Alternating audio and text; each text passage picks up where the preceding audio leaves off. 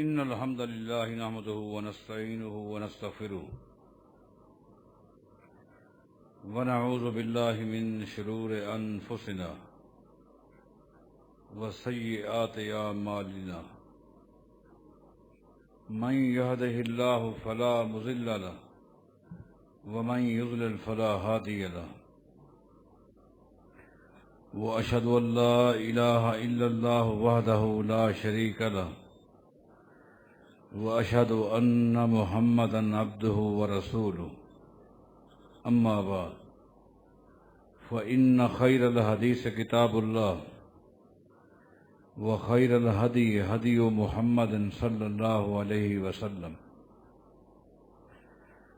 وشر الأمور محدثاتها وكل محدثة بدعة وكل بدعة ضلالة وكل ضلالة في النار أعوذ بالله من الشيطان الرجيم بسم الله الرحمن الرحيم ليس لك من الأمر شيء أو يتوب عليهم أو يعذبهم فإنهم ظالمون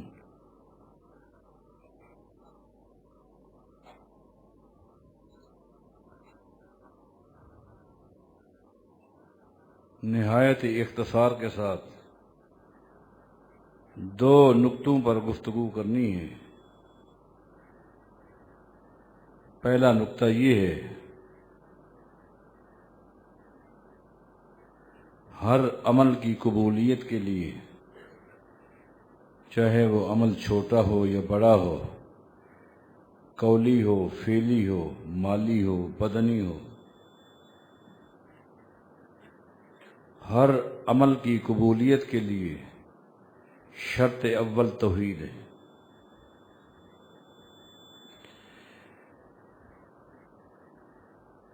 اس کے لیے چند دلائل آپ کے سامنے پیش کروں گا۔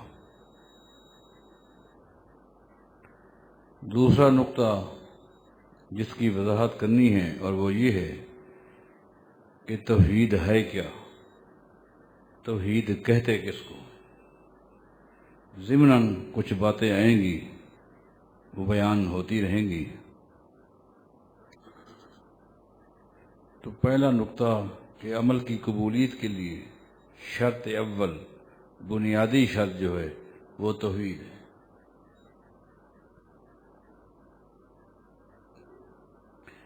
بڑی معروف حدیث ہے، رسول اکرم صلی اللہ علیہ وسلم کا فرمان ہے کہ یہ جو حجر اسود ہے، جس کی یہ شان ہے، مقام ہے، عظمت ہے،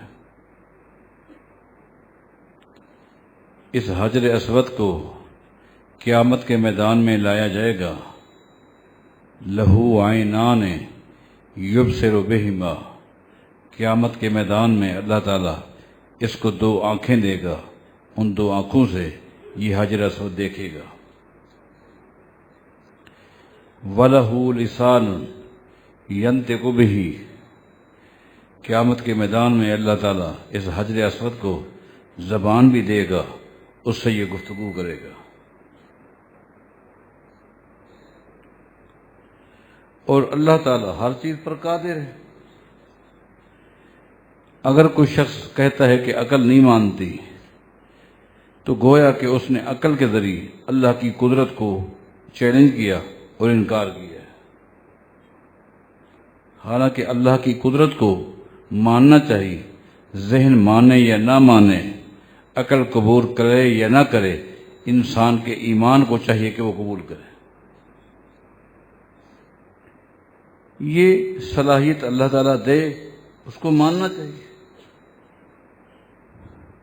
اب دیکھیں کہ وہ کھجور کا خشک تنا جس کا سہارا لے کر نبی علیہ السلام خطبہ دیا کرتے تھے، جب آپ کے لیے ممبر بن گیا، آپ اس پر تشریف فرما ہوئے، تو صحیح بخاری کی حدیث ہے، جس وقت کھجور کے خشک تنے نے نبی علیہ السلام کی جدائی برداشت کی تو اس پہ وہ رونے لگ گیا۔ اور صحیح بخاری کی حدیث ہے، وہ کھجور کا تنا اس طرح رویا جس طرح گائے کا بچہ اپنی ماں کو گم پاتا ہے تو روتا ہے، آوازیں نکالتا ہے، اس تنے نے آوازیں نکالنا شروع کر دی۔ اب سوال یہ ہے، اس خشک تنے کو یہ کس نے بتایا کہ یہ جو آپ کا سہارا لے کر خطبہ ارشاد فرماتے تھے، یہ تو کائنات کے امام ہیں، امام الانبیاء ہیں، خاتم النبیین ہیں۔ یہ کس نے بتایا؟ اللہ نے بتایا، وہ بتانے پر قادر ہے۔ اتنا وہ رویا کہ آخر کار نبی علیہ السلام ممبر سے اترے اور آپ نے کھجور کے اس خشک تنے کو اپنے سینے کے ساتھ لگا دیا۔ تو اس کی سسکیاں جس طرح ایک معصوم بچے کے سر پر کوئی ہمدرد ہاتھ رکھتا ہے تو وہ سسکیاں لیتا ہے، اس طرح کھجور نے سسکیاں لینا شروع کر دی۔ نبی علیہ السلام اس کو سینے کے لگا کر ساتھ کھڑے ہیں اور آپ فرما رہے ہیں، صحیح بخاری کی حدیث ہے کہ دیکھیں یہ ہم سے محبت کرتا ہے، ہم اس سے محبت کرتے ہیں۔ اور ایک حدیث میں آتا ہے نبی علیہ السلام نے فرمایا، اگر میں ممبر سے اتر کر اس کو اپنے سینے کے ساتھ نہ لگاتا تو یہ قیامت تک روتا رہتا۔ تو آج قیامت کے میدان میں اللہ تعالیٰ نے حجر اسود کو آنکھیں دے دی، زبان دے دی۔ آگے فرمایا کہ یشہد لمن استلمہ بالتوحید، میں توحید کے دلائل دے رہا ہوں کہ عمل کی قبولیت کے لیے توحید شرط ہے۔ یشہد لمن استلمہ بالتوحید، قیامت کے میدان میں یہ حجر اسود ہر اس شخص کو ڈھونڈے گا، تلاش کرے گا جس نے دنیا میں توحید کی شکل میں، توحید کی حالت میں ایک مرتبہ بوسہ لیا ہوگا، اس کا یہ سفارشی بن جائے گا۔ شرط کیا ہے؟ علماء سے پوچھیں شرط کیا ہے؟ لمن استلمہ بالتوحید، ورنہ حجر اسود کے بوسے تو ابو لہب بھی لیتا تھا، ابو جہل بھی چومتا تھا اس کو، لیکن شرط کیا ہے؟ توحید ہے۔ عمل قبول ہوتا ہے، پہلی شرط یہ ہے کہ بندے کے پاس توحید ہونی چاہیے۔ آپ کو معلوم نہیں، مسند احمد کی حدیث ہے، نبی علیہ السلام کے پاس ایک صحابی آئے تھے، عمرو بن عاص رضی اللہ عنہ، اور آ کر عرض کی، آپ کو معلوم ہے کہ میرا باپ فوت ہو گیا ہے، ہشام، عمرو بن عاص فوت ہو گئی ہے، میرے باپ نے مرنے سے پہلے وصیت کی تھی کہ میرے مرنے کے بعد میری طرف سے 100 غلام آزاد کرنے ہیں، مالدار آدمی تھا۔ اے اللہ کے رسول صلی اللہ علیہ وسلم، میرے بھائی ہشام نے اپنے حصے کے 50 غلام آزاد کر دیے ہیں، میں آپ کے پاس آیا ہوں، میرے لیے کیا حکم ہے؟ میں بھی اپنے حصے کے 50 غلام آزاد کر دوں؟ نبی علیہ السلام نے کیا فرمایا؟ اما ابو کا لو اقر بالتوحید فاتقتم عنہ او تصدقتم عنہ او حججتم عنہ بلغہ ذالک وفی روایت نفہ ذالک۔ اے عمر، اگر تیرے باپ کے پاس توحید ہوتی، تیرے باپ کے پاس توحید ہوتی اور پھر تم اس کی طرف سے صدقہ خیرات کرتے، غلام آزاد کرتے، حج کرتے تو وہ قبول ہوتا، لیکن توحید نہیں تھی، کوئی فائدہ نہیں۔ شرط اول توحید ہے، پہلی شرط ہے، اس کو ذہن نشین کر لے۔ آج کل قربانی کے دن قریب ہے، نبی علیہ السلام نے عید کی نماز پڑھائی، اس کے بعد آپ کے سامنے 2 دمبے لائے ایک جو آپ کے اپنے گھر والوں کی طرف سے تھا، ایک نبی علیہ السلام نے دمبا ذبح کیا اپنی امت کی طرف سے۔ علماء کرام سے پوچھیں، جو دمبا آپ نے اپنی امت کی طرف سے ذبح کیا تو ذبح کرتے وقت آپ نے کیا کہا؟ ان الفاظ پر غور کرنا، ان الفاظ پر غور کرنا۔ آپ نے فرمایا اللہم ھذا عن امتی جمیعا، اے اللہ یہ دمبا میری امت کی طرف سے۔ بس اتنا کہا؟ نہیں، مکمل حدیث علماء سے سنیں۔ آگے نبی علیہ السلام نے کیا فرمایا؟ اللہم ھذا عن امتی جمیعا، اے اللہ یہ میری پوری امت کی طرف سے ہے۔ من شہد لک بالتوحید، جو تیری وحدانیت کی، توحید کے گواہ ہے۔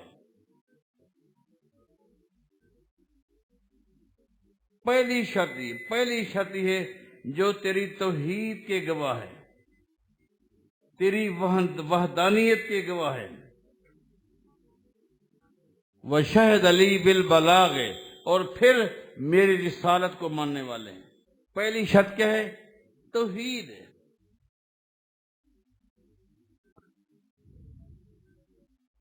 اس لیے توحید ہے تو عمل قبول ہے، چاہے وہ قربانی کیوں ہو۔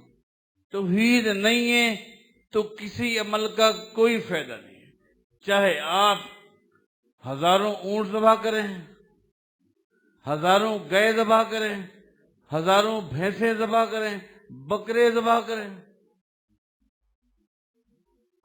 ضمناً بات آئی ہے تو میں کہہ دیتا ہوں کہ آج کل ایک عجیب آواز اور شور ہے کہ بھینس کی قربانی کی جا سکتی ہے کہ نہیں کی جا سکتی۔ تو سب سے پہلی بات یہ ہے کہ امت کو بھینس کی حیثیت پر اتفاق کرنا ہوگا۔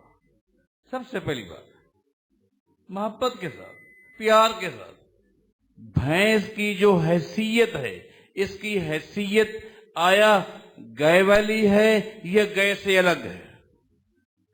اگر اس کی حیثیت گائے والی ہے، اور جیسا کہ امام مالک نے کہا صنف من البقر، امام مالک رحمہ اللہ فرماتے ہیں لوگوں الجاموس صنف من البقر، یہ گائے کی ایک قسم ہے۔ دنیا کے ہر کونے میں جانور پائے جاتے ہیں، وضع قطع مختلف ہے۔ ہمارے ملک کی گائیں، ان کی رنگت، ان کی دودھ کا ذائقہ مختلف ہے۔ یورپ کے اندر، آسٹریلیا کے اندر جو گائیں پائی جاتی ہیں ان کی شکل بھی دوسری ہے۔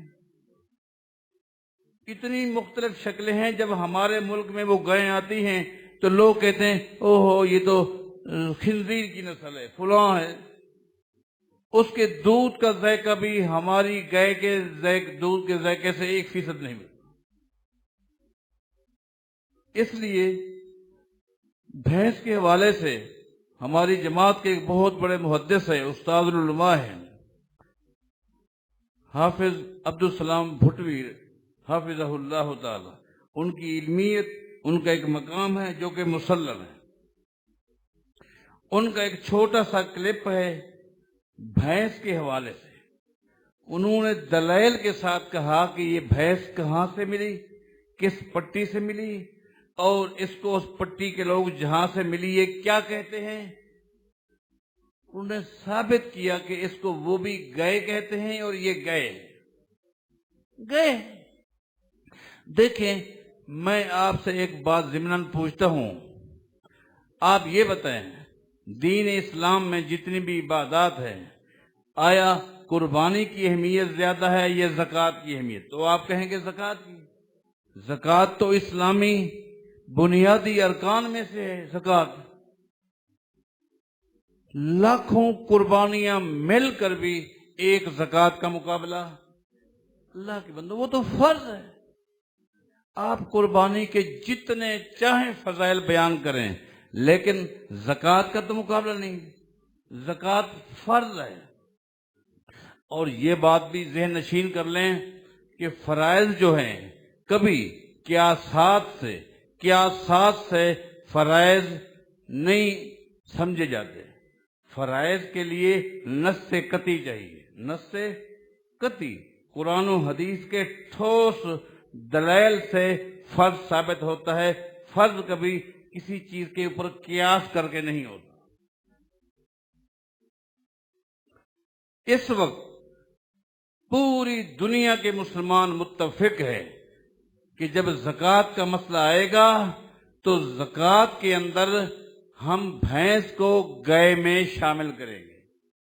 یہی وجہ ہے، آپ کسی بھی عالم سے پوچھ لیں، اس کا تعلق کسی بھی مکتب فقہ سے ہو، وہ اہل حدیث ہو، اہل سنت ہو، اہل سنت کی تنظیموں میں سے وہ دیوبندی ہو، وہ بریلوی ہو، اس کا سلسلہ کوئی بھی ہو، نقش بندی ہو، سہروردی ہو، چشتی ہو، قادری، کسی سے پوچھیں کتنے اونٹ پر زکوٰۃ ہے، وہ کہے گا 5 اونٹ پر۔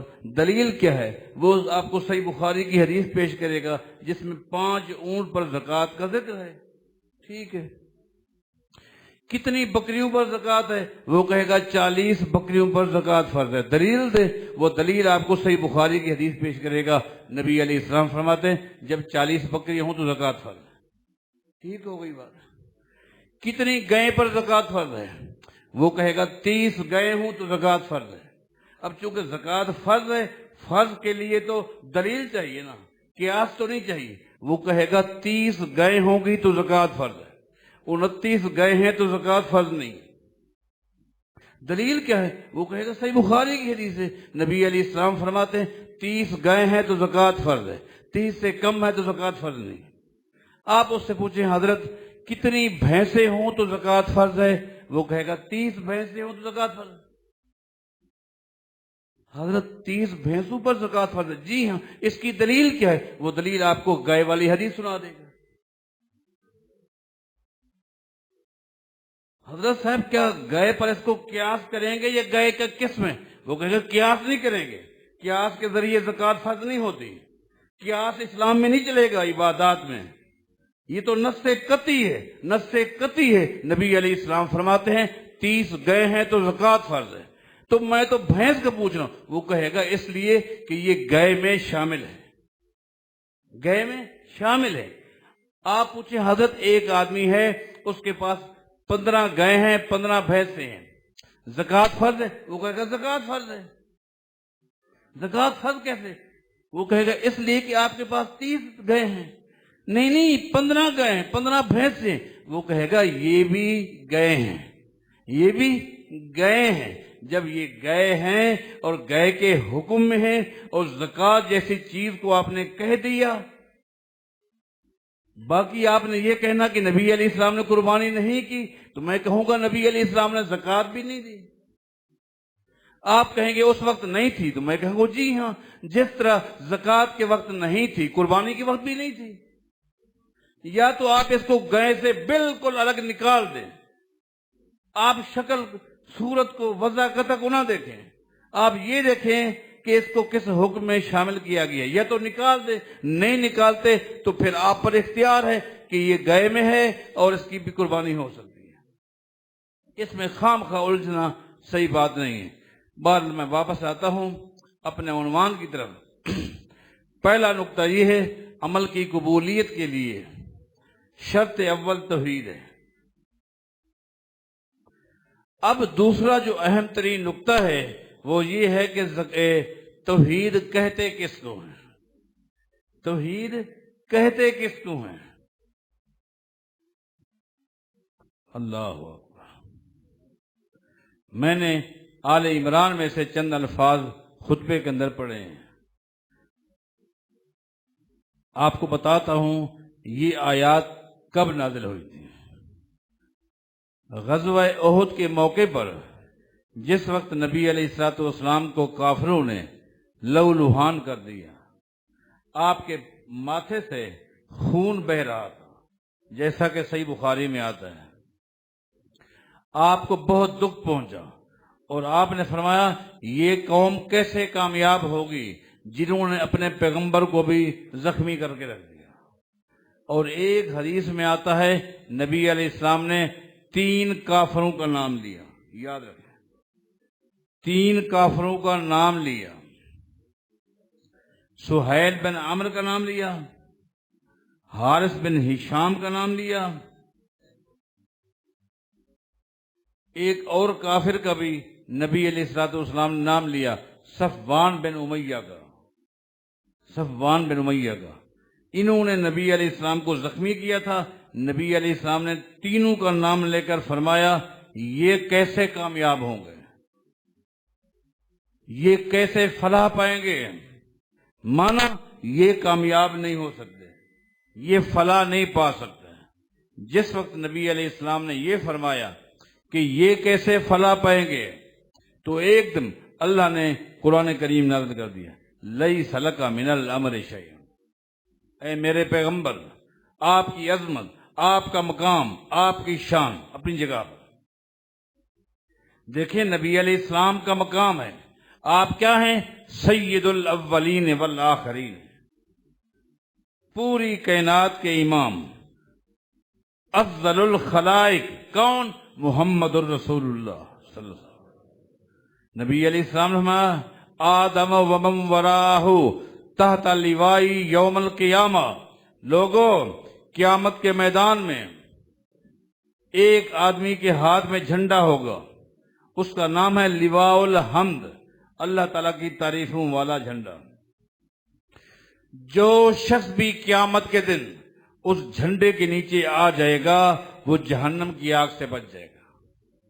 فرمایا کہ آدم و من وراہ، آدم سے لے کر عیسیٰ علیہ السلام تک سارے انبیاء جلدی جلدی اسی جھنڈے کے نیچے آ جائیں گے تاکہ جہنم کی آگ سے بچ جائے۔ جو لوگ اس جھنڈے کے نیچے آ جائیں گے وہ خوش نصیب کہ وہ جہنم سے بچ جائیں گے۔ اس سے بڑھ کے خوش نصیب کون ہوگا؟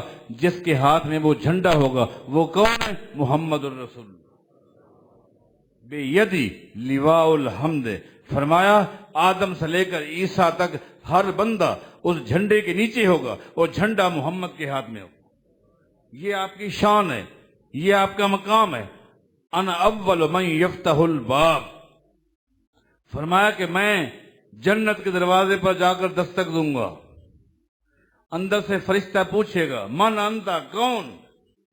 میں آگے سے جواب دوں گا انا محمد صلی اللہ علیہ وسلم، میں اپنا تعارف کراؤں گا۔ فرشتہ اندر سے کہے گا بے کا امرت، اللہ، یہ الفاظ پر غور کریں، بے کا امرت۔ جب سے اللہ نے یہ جنت بنائی ہے اور یہ دروازہ لگا ہے، اس دن سے اللہ نے اس دروازے پر مجھے کھڑا کر دیا ہے، اور اس دن سے میں کھڑا آپ کی انتظار کر رہا ہوں، آپ کی انتظار کر رہا ہوں۔ آپ آئیں گے اور جنت کے دروازے کا افتتاح ہوگا۔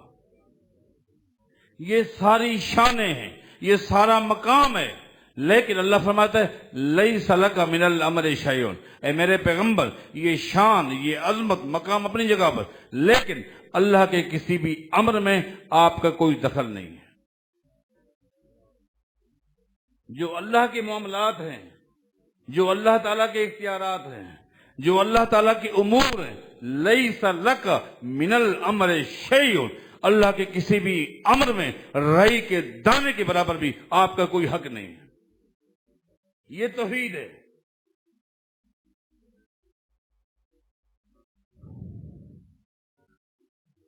اولاد دینا یا نہ دینا یہ کس کے امر میں ہے؟ نوٹ کرتے ہیں، یہ کس کے امر میں ہے؟ جب اللہ کے امر میں ہے تو اس اللہ کے امر میں پیغمبر کا بھی رائی کے دانے کے برابر کوئی اختیار۔ جب نبی علیہ السلام رائی کے دانے کے برابر اللہ کے امر میں اختیار نہیں رکھتے تو کائنات کے امام کے بعد اور کون فرشتہ ہے، یہ نبی ہے، یہ ولی ہے جس کو اختیار ہو؟ یہ توحید ہے۔ اولاد دیتا ہے تو اللہ دیتا ہے، اللہ اولاد دیتا ہے۔ آپ نے اس کا نام عطا اللہ کی بجائے عطا محمد رکھ دیا۔ اللہ بخش کی بجائے پیر بخش رکھ دیا، غوث بخش رکھ دیا، امام بخش رکھ دیا، رسول بخش رکھ دیا۔ یہ کون سی توحید ہوئی؟ توحید کا تو جنازہ نکل گیا. اللہ کے اختیارات میں رأی کے بنا پر کسی اور کا اختیار نہیں ہے. ہدایت دینا نہ دینا یہ کس کے امر میں ہے؟ انک لا تہدی من احببت ولکن اللہ یہدی من یشاء. اے میرے پیغمبر، ہدایت دینا یا نہ دینا یہ اللہ کا امر ہے. اللہ کے امر میں آپ کا کوئی دخل نہیں ہے. اور میں سمجھتا ہوں اگر رئی کے دانے کے برابر اللہ تعالیٰ کے کسی امر میں پیغمبر کا دخل ہوتا تو پیغمبر اپنے خاندان کو ہدایت ضرور دیتے. اس چچے کو ہدایت ضرور دیتے جو آپ کی پیدائش پر خوشیاں منا رہا تھا. اس چچے کو ہدایت ضرور دیتے جو سینہ تان کر کھڑا اور آپ کا دفاع کر رہا تھا. وہ ابو لہب ہے، یہ ابو طالب ہے. لیکن نہیں، انک لا تہدی من احببت لیس لک من الامر شیء. اللہ کے امر میں پیغمبر آپ کا کوئی دخل نہیں ہے. یہ توحید ہے. توحید کی ایک شکل آپ یوں سمجھیں،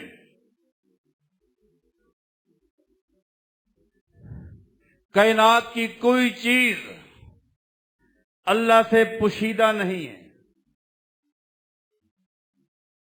اللہ کے علاوہ کوئی بھی ایسا نہیں جس کے اندر یہ صفت ہو کہ پوری کائنات اس کی نظر میں ہے، اس کے امور، اس کے معاملات اس کے سامنے ہیں اور اس سے پوشیدہ نہ ہوں. اللہ کے علاوہ کوئی نہیں ہے.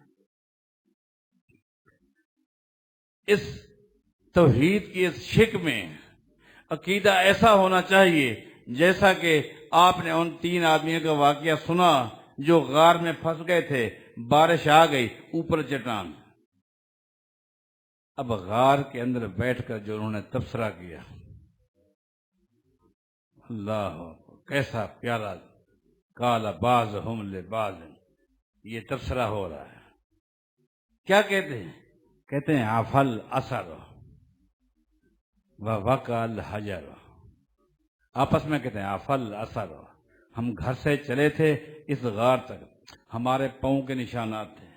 اگر ہم گھر نہیں پہنچتے تو ہمارے گھر والے ہمارے پاؤں کے نشان کے ذریعے یہاں آ جاتے. کسی کھوجی کو لے آتے، کسی کھوجی کو لے آتے، وہ بتاتا رہتا کہ یہاں جا رہے ہیں، یہاں جا رہے ہیں. لیکن افل اثر، بارش نے ہمارے پاؤں کے نشان مٹا دیے.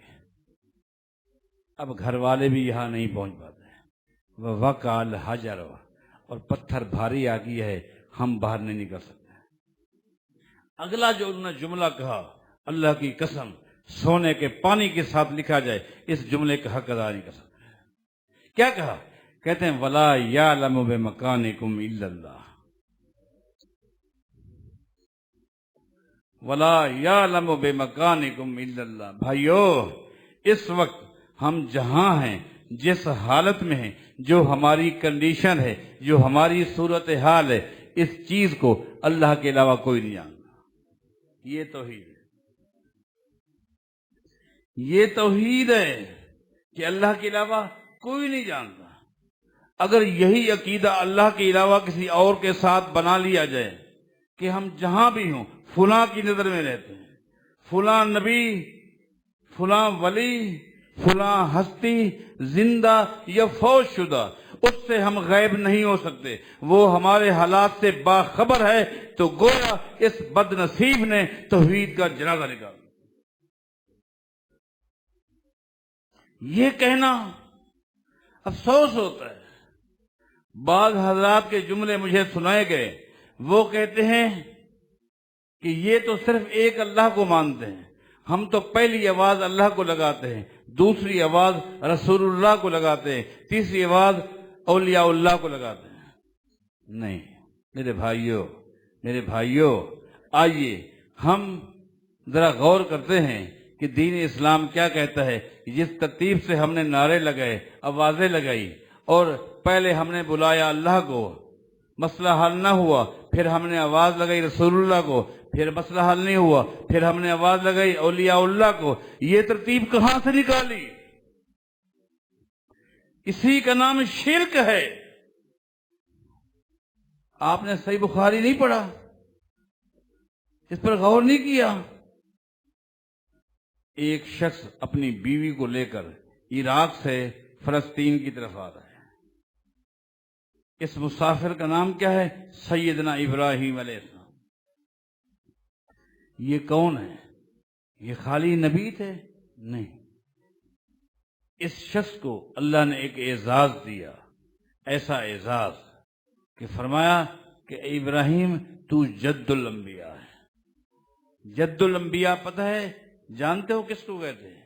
جد الانبیاء کا مطلب یہ ہے ابراہیم علیہ السلام کے ساتھ اللہ نے ایک وعدہ کیا، اے ابراہیم آج کے بعد تیری محنت، تیری قربانی، تیرا جہاد، اس کا صلہ یہ ہے آج کے بعد زمین کی پشت پر جہاں بھی جس کونے میں بھی نبی بھیجوں گا تیری اولاد میں سے بھیجوں گا۔ آج کے بعد نبوت چلے گی لیکن صرف تیری اولاد سے چلے گی۔ جتنے بھی انبیاء آئے سب اسماعیل علیہ السلام کی اولاد میں۔ یہ کتنا بڑا اعزاز ہے، یہ کتنا بڑا اعزاز ہے۔ اس اعزاز کا اظہار یوسف علیہ السلام نے بھی قید میں کیا تھا۔ جب قید کے ساتھیوں نے کہا یوسف تو بھی تو تعارف کرا، تیرا تعارف کیا ہے؟ تو اس نے کہا تھا انا کریم ابن کریم ابن کریم۔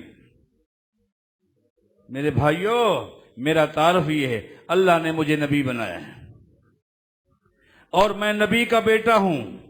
میں یعقوب نبی کا بیٹا ہوں، میرا باپ بھی نبی، میرا دادا اسحاق بھی نبی، میرا پردادا ابراہیم بھی نبی۔ یہ ایک اعزاز ہے۔ یہ جد الانبیاء اپنی بیوی سیدہ سارہ علیہ السلام کو لے کر عراق سے فلسطین جا رہے ہیں۔ راستے میں مصر کا ایک علاقہ آتا ہے۔ ایک ظالم کے ساتھ واسطہ پڑ گیا، جو ظالم بھی تھا بد کردار بھی تھا۔ اس کے کارندوں نے، حدیث سنی ہے آپ نے، اس کے کارندوں نے ابراہیم علیہ السلام کو محل کے باہر بٹھا دیا، سیدہ سارہ کو اندر ظالم کے پاس لے گئے۔ اٹھاؤ بخاری، اٹھاؤ احادیث کی کتب، اٹھاؤ اور ان علماء سے جنہوں نے آپ کو یہ ترتیب بتائی ہے ان کو یہ حدیث سناؤ۔ جب سیدہ سارہ اندر گئی اور ظالم غلط ارادے سے سیدہ سارہ کے قریب آنے لگا تو سیدہ سارہ نے آواز کس کو لگائی؟ الفاظ کیا تھے؟ اللہم ان کنت آمنت بک وبرسولک واحسنت فرجی الا علی زوجی فلا تسلط علی الکافر۔ اے اللہ، میں تو تیرے اوپر ایمان لا چکی ہوں، میں نے تو تیرے پیغمبر ابراہیم علیہ السلام کا کلمہ پڑھا ہے۔